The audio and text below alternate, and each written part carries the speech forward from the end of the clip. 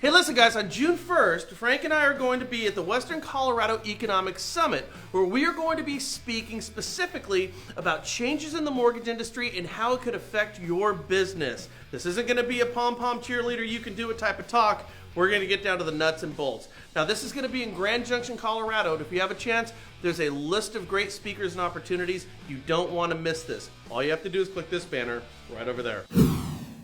Hey, I don't know if you guys saw this, but the Donald said that the current president's financial reform is harming the economy and that we should dismantle nearly all of them. Now, what he's talking about is Dodd-Frank. And that in about 2 weeks, he's going to release a plan to overhaul Dodd-Frank. And he goes on to say that Dodd-Frank has made it impossible for bankers to loan money for people who create jobs, for people with businesses to create jobs.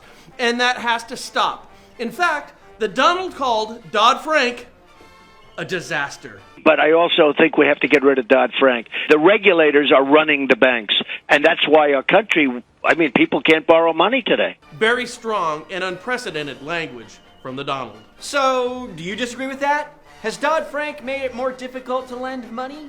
Has it affected our economy? Now, we're not suggesting that you should vote for Donald because of this. Not at all. Vote for who you want, but since you're in the industry, should Dodd-Frank be reformed or completely dismantled? Well,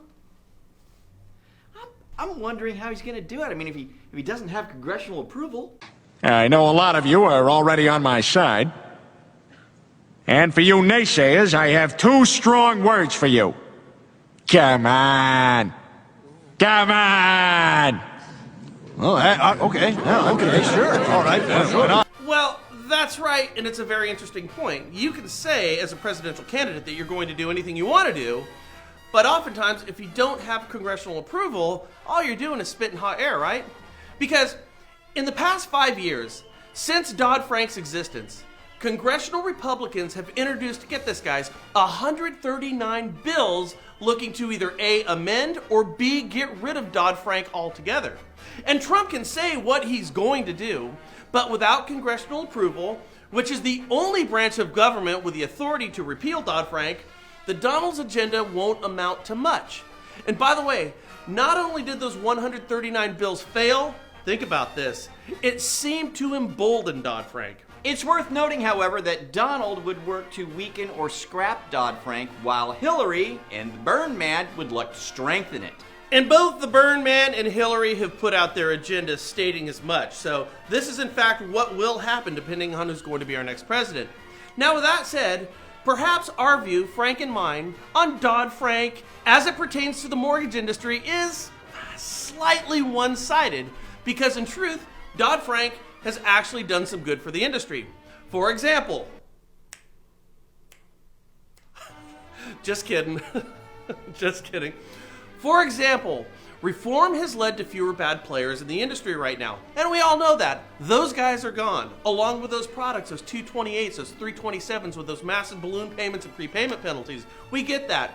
And the fear of those left standing right now in the industry to break the rules, well, that's pretty much disappeared. The whole notion of know before you owe, well, it really is a great idea. Because having informed borrowers is good for you, it's good for the industry.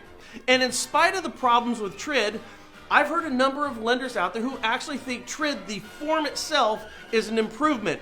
Now, some of this comes with side effects, and some of the side effects outweigh the benefit. But reform has done some good. And perhaps finance reform is not the single most important point that will dictate who you vote for. But being in the industry where the outcome of the election will have a direct impact on your ability to succeed, it certainly should play at least a part in your decision making. Just a thought. And reform has done some good, but in most cases I think that you would agree that the consequences of the reform has kind of outweighed what the benefit is. And we're seeing that right now with the lack of liquidity and a lack of products and a lack of lending in the industry. Now, we have been accused by a major CEO of a real estate related type of firm who we're not going to name.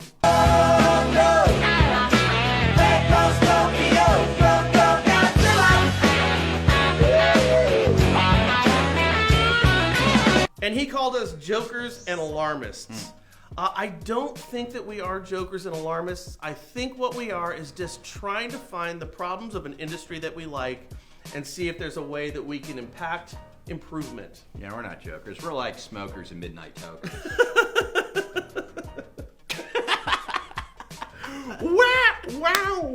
You guys have a great day. Let us know who you're voting for down below. Who cares? It doesn't matter to us. And you guys, we'll catch you later here at the National Real Estate Post. Subscribe for your upper right-hand corner. Catch us in Colorado. We'll see you later. That was a good one, Frankie.